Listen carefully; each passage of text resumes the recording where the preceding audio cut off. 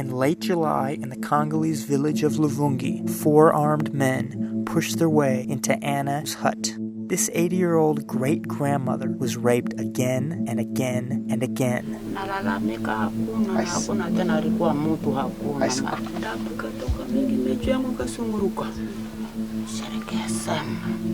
In another part of the village, Monique, a vegetable farmer, heard screams as rebels kicked in her front door.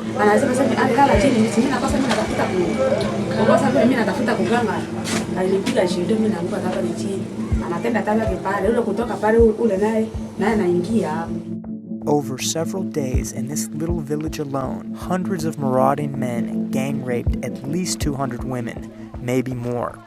It didn't matter that dozens of United Nations peacekeepers were based just up the road.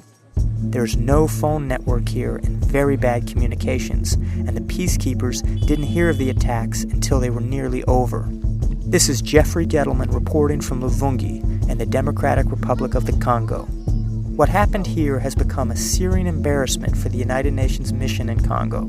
Despite more than 10 years of experience and billions of dollars, the mission still seems to be failing at its most basic task, protecting civilians. For more than a decade, Eastern Congo has been racked by war, and a complex war at that. Countless rebel groups, poverty, and the insatiable quest for minerals have fueled violence in this region, particularly violence against women. Small villages like Luvungi are often vulnerable to attacks. This whole area is a war zone. During a recent visit, we saw countless people fleeing their homes. Many mud-walled villages were already ghost towns. The Congolese army is supposed to be protecting the population, but they are among the worst brutalizers. They are disorganized at best and often predatory. They routinely steal from residents and rape women. The army contingent that had been stationed in Luvungi apparently left in mid-July, marching off to a nearby tin mine where illegal taxes and extortion thrive. The UN peacekeepers and their blue helmets are considered the last line of defense.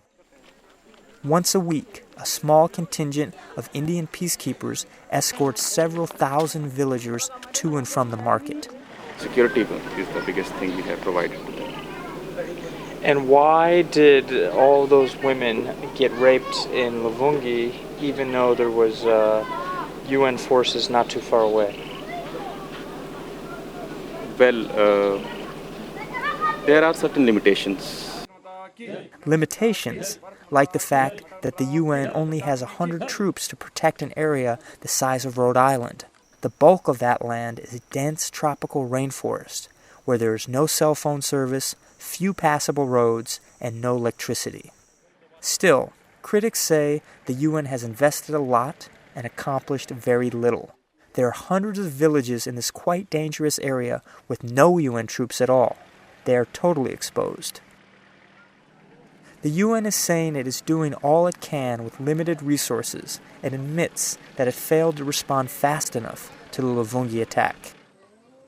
Most women here are now afraid the tiny contingent of UN troops will abruptly pull out, just like the Congolese army did. The people here say that if the UN leaves, they will too. This woman was among those raped in late July. She collects firewood and donates it to the peacekeepers to convince them to stay. For her, it is about all she can do to protect herself.